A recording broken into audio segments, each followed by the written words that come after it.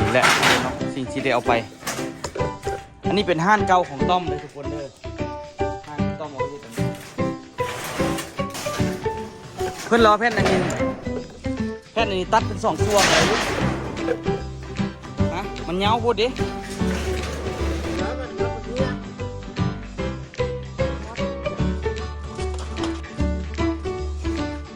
ดูดนี้นะ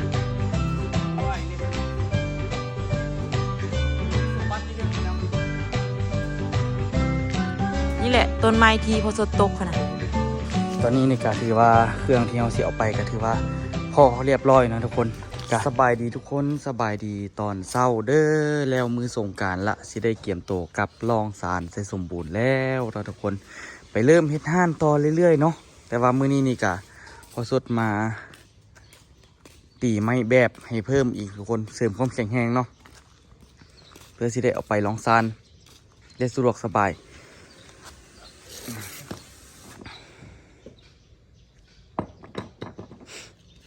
อันนี้เป็นไม้ที่เขาสิเอาค้ำเนาะทุกคนค้ำอยู่ทั้งหลังรถเนาะเอาลายแนวไปอยู่ทุกคน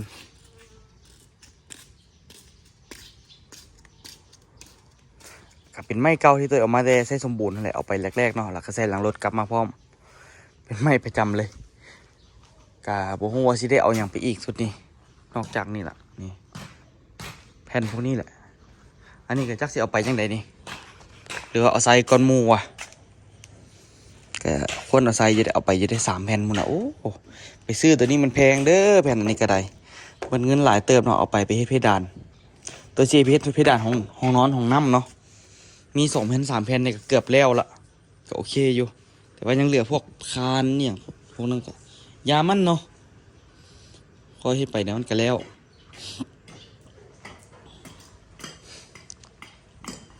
มื้อนี้ก็แต่เศร้าๆเลยเดี๋ยวสิเอารถลงมาแล้วค่อยๆเอาขึ้นเนาะบ่ฮู้สิเอาขึ้นไปเอาบ่ฮู้สิเอาไปได้บ่ซ้ำนี่ก็แค่นมันยาวนะทุกคน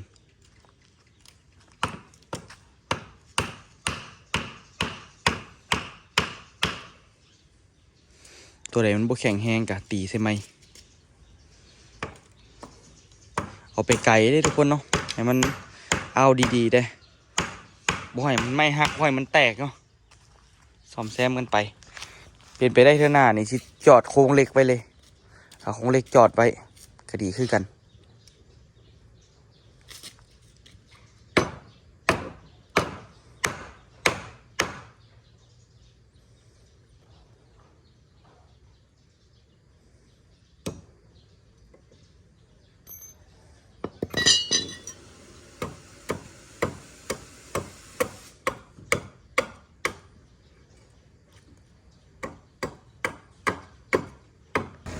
เดี๋ยวสิได้เอาไม้อันนี้ขึ้นเลยทุกคน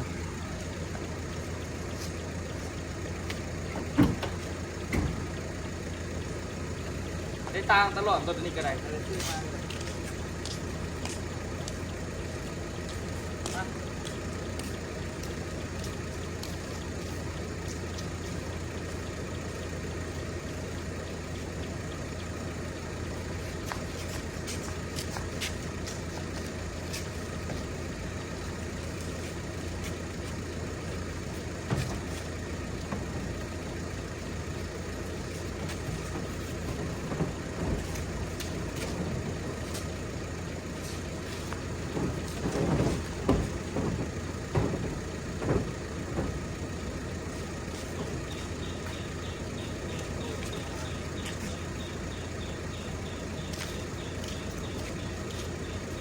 เรียกพยานอย่างนี้คือเขาก็มัน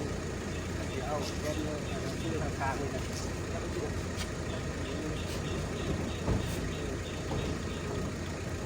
ว่าที่เอาแก้มนี่คือเนี่ยเนาะ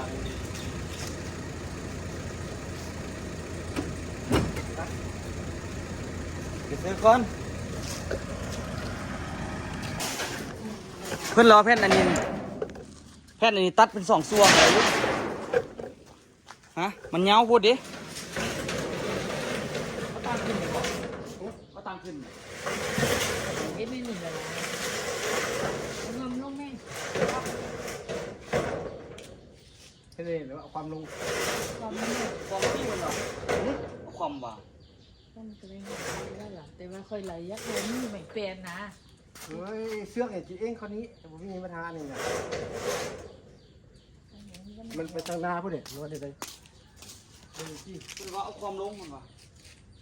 ยังบ่เอาอัน ความเนาะ เนี่ยยังบ่เอาทั้งมันลงมาที่นี่ทั้งลูกสิ เอาเด้อเอาเด้อ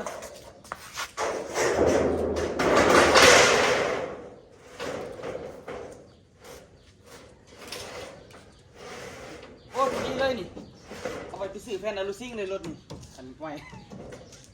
เส้นเส้น ซื้อแผ่นอลูซิ่งไปขายเลย นี่พวกเขาตั้งใจนี่หนึ่งจะโลดดิเอาไม่เป็นมาเจอนี่มันนี่อันนี้ยังนี่ล่ะ ตั้ง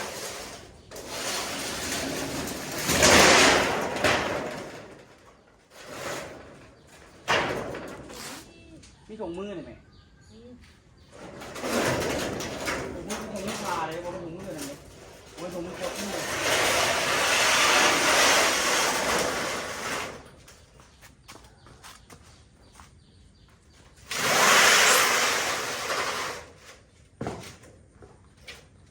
พอมันเขาล็อกมันก็แน่นดีอยู่ทุกคนคือคอยจับใส่เอาแล้วก็อันนี้นี่ก็จึงหาอหย่างมาปิดตูดมันอีกเอากระสอบเนาะกระสอบมาปิดตูดแล้วดึงติดคือแต่ละเทือหันมันจึงอยู่ดี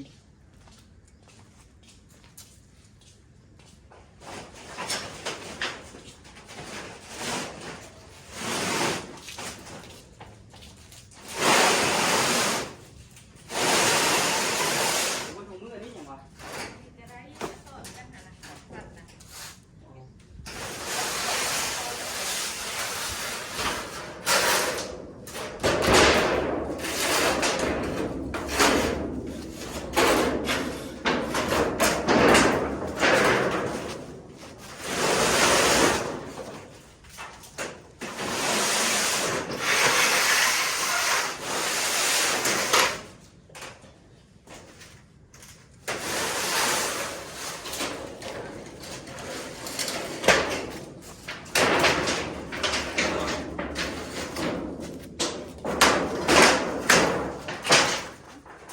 โลเอา ได้รอด มาเสื้อนี้มันก็คาดแล้วบ่ แล้ว เอานะ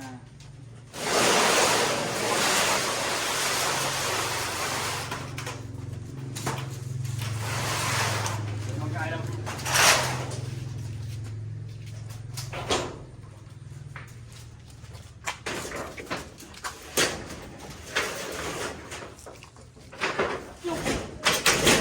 มวยเนาะ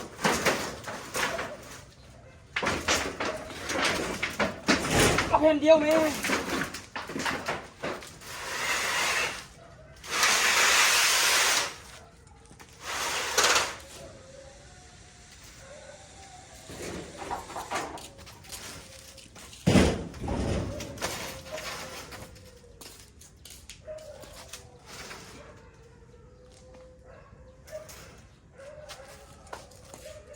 อันนี้ตัดครึ่ง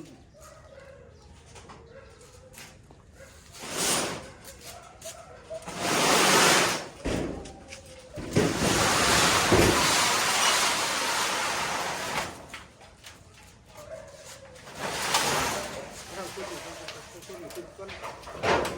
ปะอาหารก้นปะอาหารของลุงเดี๋ยวมายกก้นลุก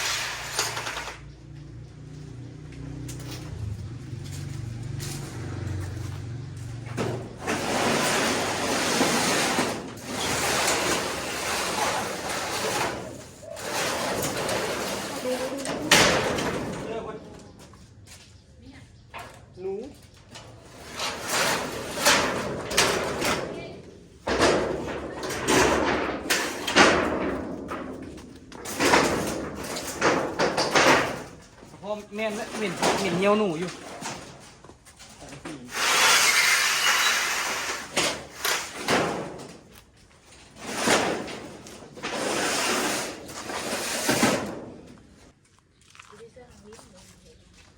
น้ำที่เด้อ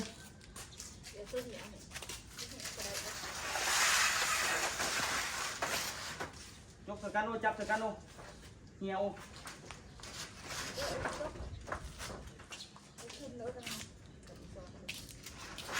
ช่วยจับดีเด้อ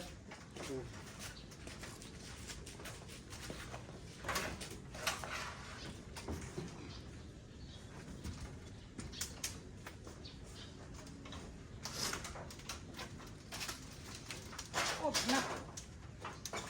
แต่นักเดียว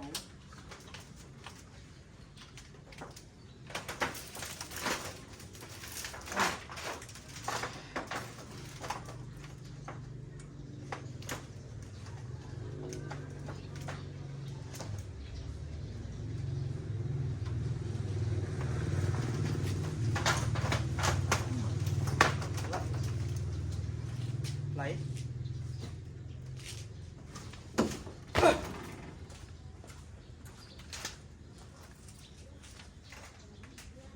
ยับไปตื้อเนี่ย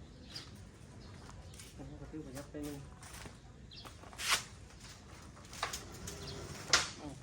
รอเนาะจะกินก่อนผมเจอพอดี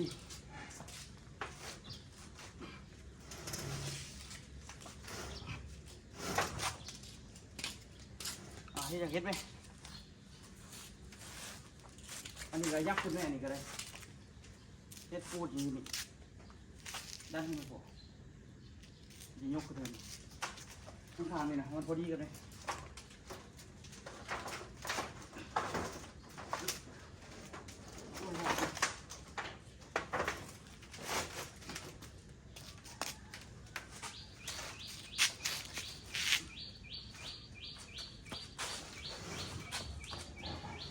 ไหลไป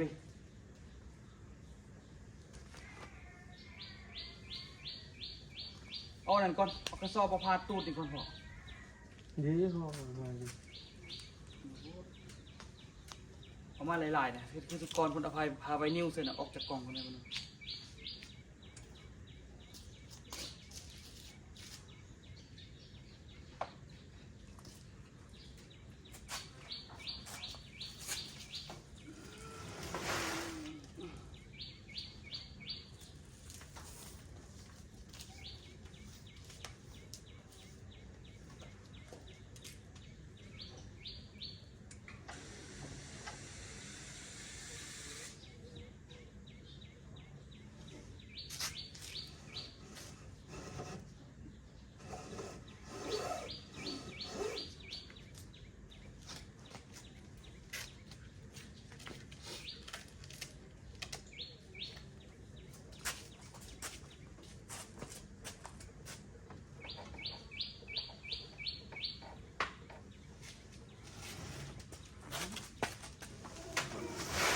โอ้ยอันนี้ก็ได้เนาะ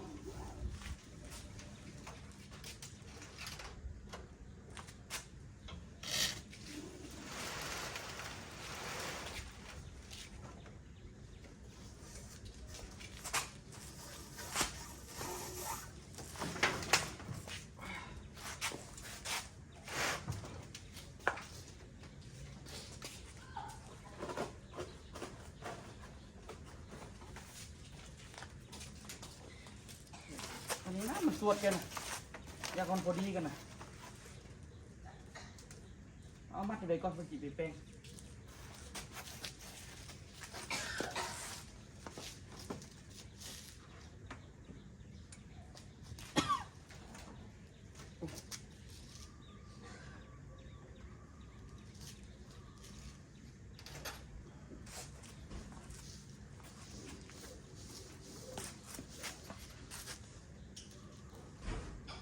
ปล่อยเดี๋ยวดิ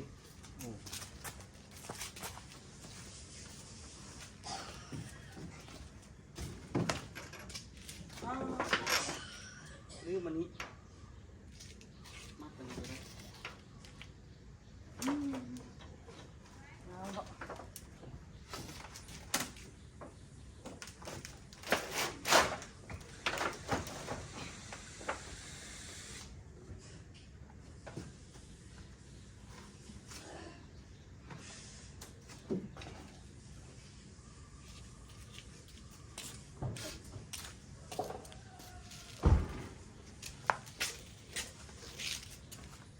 ตัวหนึ่งแล้วยังอันหนึ่งตัวหนึ่งแล้วยังอันหนึ่งเดี๋ยวนี้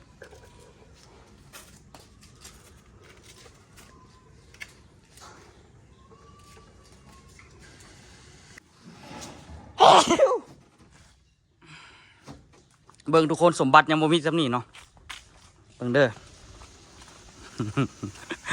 เล็กนะทุกคนเห็นบ่เห็นเล็กบ่อันนี้ท่อนหนึ่งเนาะแล้วก็อยู่สูงๆหุ่นอีกท่อนหนึ่งหุ่นเดี๋ยวตัวสิเอาขั้นใดขึ้นไปเอามันอันนั้นล่ะได้ไปเอามาละพอได้เฮ็ดหลังคาเนาะอันนี้พอเอาขึ้นไปเหยียบต้นไม้นะทุกคนน่าจะเอาขึ้นไปไว้ดนแล้วแหละ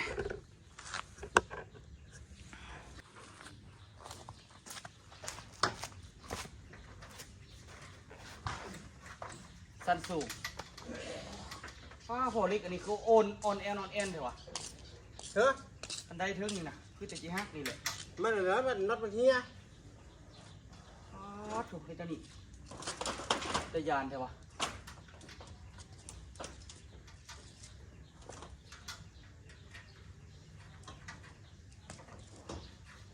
เฮ้ยหนักคนแหงหมดไปหลาย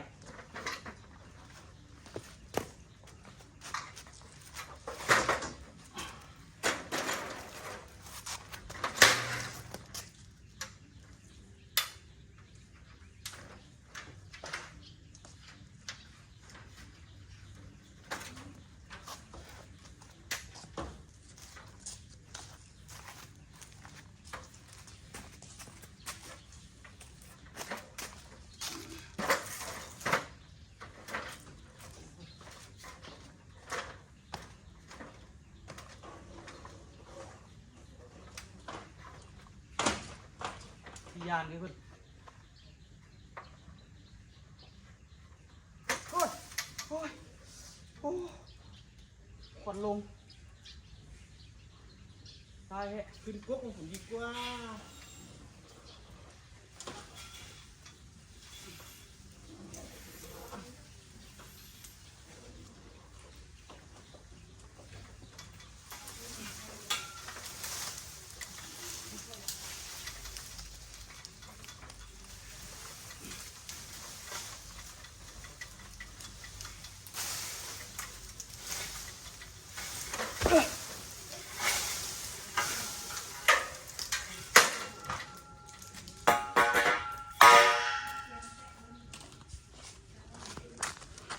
แต่ยานขนาด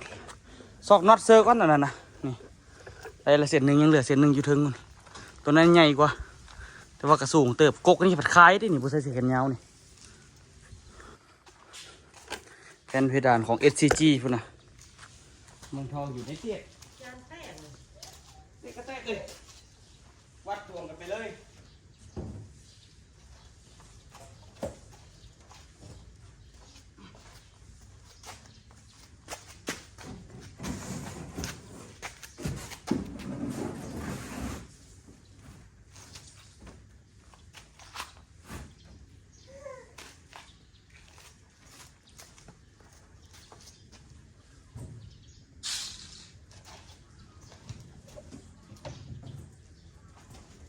โต้ย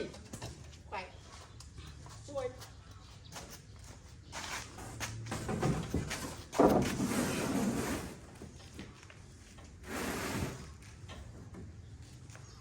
มัดเป็นไงมันบานลุ้ม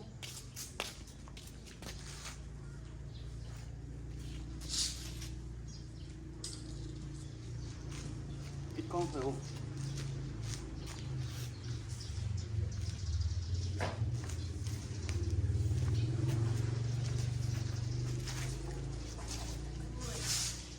ปิดปล่อยเพราะมันได้คอนเทนต์ เปิดติดดุนแล้วนี่นะ ว่าอย่างเด็ดซะนะพอดีมีสมบัติยี่เรื่องนี่นะ นี่แหละต้นไม้ทีพอสดตกค่ะนะ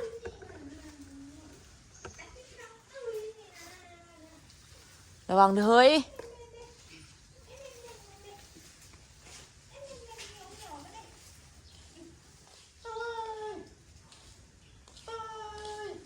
น่า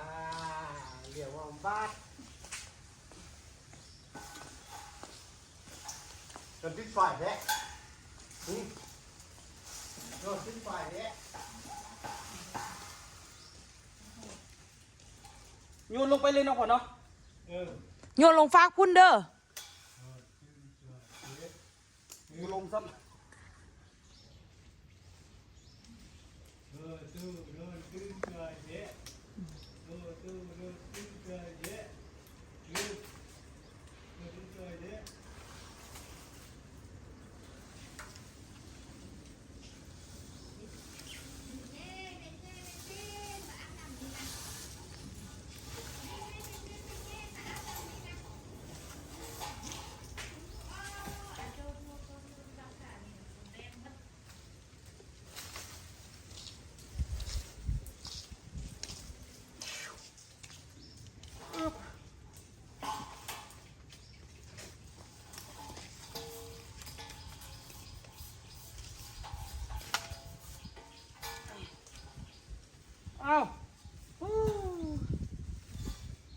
เอาเอาไป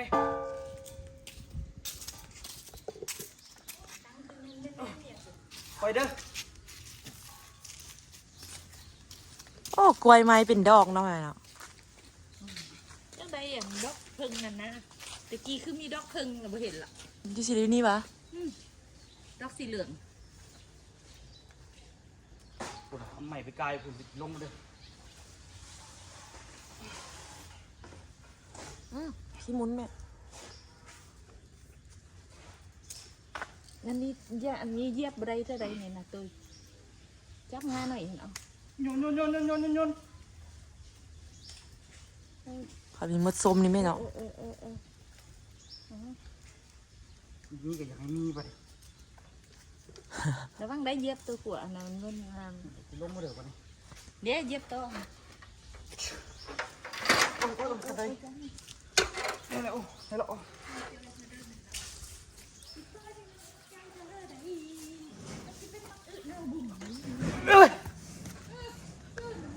อ้คายแข้งคายขาบนต้นนี้บ่คาย แม่นเหรอ โคตรคายเลยไปมาได้อทุกคนเด้อกินข้าวน้ำกันก่อนออกเดินทางกินพันซีนเก่าเมื่อวานนะทุกคนเนาะพันซีนเก่าแล้วก็กินกับข้าวในอยหนึ่งก็ได้อยู่กินอิ่มไปไม่ยังดอกกินง่ายๆต้องอุ่นกันแล้วแซ่บอยู่น้ำจิ้มตัวแซ่บแบบ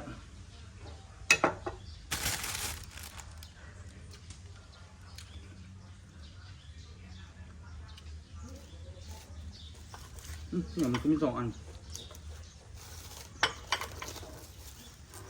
ไปลองซานตัวนี้นี่ไปตั้งใจเฮ็ดห้านละทุกคนเฮ็ดแล้วก็คือสิบ่ได้ไปใส่แล้วจนกว่ามันสิแล้วโอ้ยบ่แล้วเรียกแล้วงานจักเทื่อ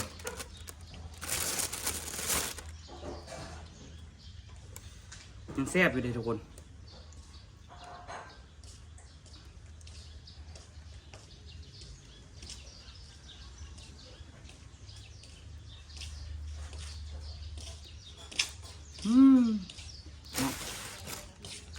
เพื่อเฮ็ดอย่างก่อน หืม เพื่อฮอดเฮ็ดอย่างก่อน ไปฮอดเนาะไปฮอดเขาดินถมแล้วก็ก็ขึ้นแล้วก็เทคาน ก็ขึ้นชื่อ ก็ขึ้นบอลที่เหลือนะแล้วก็เทคานทั้งหมดมาเล็กเทคาน อ้าวถมดินมาทางนามันถมดินมันมาบ่แล้วเมื่อเท่านี้ถมดินทางนามันบ่ได้ก่อเท่าไหร่ ข้างหลังเด้ ข้างหลังก็มีแต่เทข้านวัดเล็กเทข้านแล้วก็แล้วบ่อนอันมอมบ่อนคันก็ได้ แต่เขาจ้อยกับคันแล้วหนึง คันแล้วก็แล้วคันแล้วก็คันนี้นึงก็ย่ามันลักๆแล้วมันมัดเล็กถมดินเราได้เสียมือเลยห้อยไปเราดีวัดเหลียวมันตีแช่ก้อน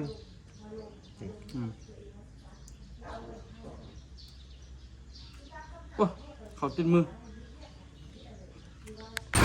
ตอนนี้ตัวคิวจากออกไปซื้อใส่กล่องน้ำเนาะทุกคนเนาะ โซนมหาลัยเลยโซนนี้ขี่รถแอมไปยังออกเดินทางไปต่อเนาะนั้นมาเอารถใหญ่มาเครื่องเต็มแล้วทุกคนลืมเนาะลืมว่าจำเป็นแล้วก็เลยว่า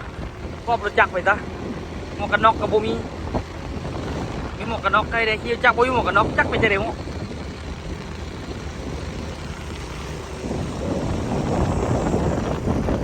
สนามกีฬายังมีคนมาออกกำลังกายสิหากว่าแล้วสงกรานต์นึงเจ้าสนามยามเศร้ากลุ่มเดียวกับเป็นซุกได้ดีโอ้ของเฮ็ดได้อยู่นักกินมื้อนี้ปิ้งปลาตำหุงกินได้ชีวิตคนน่ะนะผู้สูงอายุเนาะไอ้ซุกกับมาห่วมกลุ่มนี่แหละออกกำลังกายแล้วกับพากันเฮ็ดอยู่เฮ็ดกินน้ำกันเล่นปีใหม่อย่างว่านี่พุ่นน่ะต่างคนต่างเอาแนวกินมาเอาโต๊ะเอาตังมา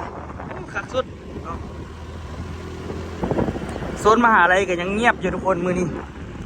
กาคันที่ว่ากับมื้อนี้ก็เป็นมื้อที่เขาเจ้ากำลังเดินทางกลับมานะทุกคนคือตัวอะไรกำลังที่เดินทางไปล่องซานเนาะเขาเจ้าก็น่าจะกำลังเดินทางมาโรงเรียนเงียบกิ๊บมีคนเลยบ่ได้เขาเรียนเด้เนาะถนนก็ยังโล่งทุกคนเอ้ยแต่ถนนอันนี้เขาเจ้าเฮ็ดใหม่เยอะได้นี่อันนี้คณะสถาปัตย์ของที่ตัวเรียนเนาะจบจากคณะนี่แหละ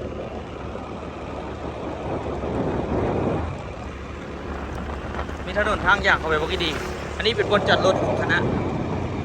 มองใครปีนี้ออกไปหลายคันซุกมาเก็บเนี่ยคักเลยนี่โรงเรียนก็ยังออกเป็นโรงเรียนห้างละต้นไม้หลายที่แถวนี้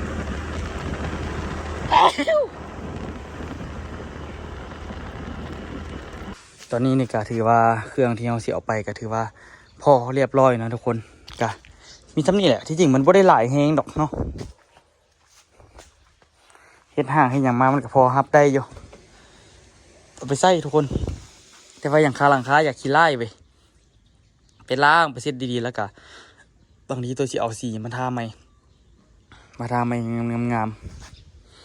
ทั้งเทิงหลังงามทั้งลมในขี้ไล่กะโอ้เขาอยากคักปานใดแล้วนะทุกคนเนาะจากสีจังใดแหละถ้าเบิ่งตัวจริงอยู่นี่คันสิไปตองเทิงมันกับโบสุดกันอันนั้น10 เมตรอันนี้มีแต่4 เมตรนึงเบิ่งซูซี่ถึกลังแกสิได้เดินทางกลับแล้วทุกคนเมื่อวานนี้ตัวทอดอันนั้นมันเต้นเข้าตารู้สึกว่าเจ็บตาจ้ะนี่น้ำมันร้อนเลยทุกคนติ้นเข้าตานี่ดีแต่ตาบอดแต่ว่ารู้สึกปวดตาหน่วงๆอยู่เดี๋ยวนี้นี่เมื่อวานนี้ทอดใส่อัวบ่เนาะบางส่วนพออันตากเครื่องก็จนโบเป็นอันตากละเป็นบอลอันนะให้ต้นไม้มันเลื่อยออกไปแล้วเนาะเดี๋ยวสิแบงเอาสิปิดเอาหมกม่วงไปซีมจากหน่วย2 หน่วยก่อนหน่วยมันคักๆหนึ่งแต่ว่าหน่วยใหญ่ๆมันอยู่ถึงพูดไปหน่วยนี้ได้อยู่นี่หน่วยนี้ได้อยู่พวกนี้นี่คือสิยังบ่ทันใหญ่ดีเถอะดีแท้2 หน่วยเมื่อวานนี้หน่วย 1อยู่นี่หน่วยใหญ่ๆปิดไปละนี่เป็นหมกม่วงมันนะทุกคนมันดีนี่แหละมะม่วงอันนี้ได้กินมันกะอายุก็หลายเติบละอายุตอนนี้นี่ก็น่าจะประมาณจากว่า2014เนาะเกือบ10 ปีละ9 ปีละทุกคนต้นมะม่วงต้นนี้บางต้นก็หักไปได้ละเท่าแห้งละคันสิว่าละก็ได้บางต้นมันจนแตกจนเป็นอีหยังออกเบิดละแต่ว่าได้ออกมากออกหลายทุกคนออกหลายเท่าไหร่วะเบิ่งมะม่วงอันนี้บ่ได้ตั้งใจปลูกได้ทุกคนมันออกเองเนาะเบิ่งปลาหน่วยใหญ่ได้ใหญ่ว่ะทุกคนเป็นมะม่วงแก้มแดงนี้เอามาไว้ละพ่อเพาะไว้พุ่นน่ะหน่วยบอกใหญ่ละออกเองละปีนี้ก็ออกปีแรกนะทุกคนหมากวันนี้เป็นมะม่วงแก้มแดงนะหน่วยใหญ่แห้งโอ้โหกินซุกสิแซ่บบ่ปะมันไว้นี่แหละเนาะทุกคนเนาะเดี๋ยวจังหน่อยตัวชีได้เดินทางไปลองซานละเนาะเป็นไผ่ที่มาคลิปนี้ก็อย่าลืมฝากกดไลค์กดติดตาม2 ตัวย่อย2 ล้อพาเลาะเด้อแล้วเจอกันคลิปหน้าทุกคนเบิ่งพอเอานี่มาปลูกจนต้นมันก็ใหญ่ละของตัวยังพอต้นเท่าไหร่ครับบ่ได้ใส่ฝุ่นบ่ได้หดน้ำมันเนี่ย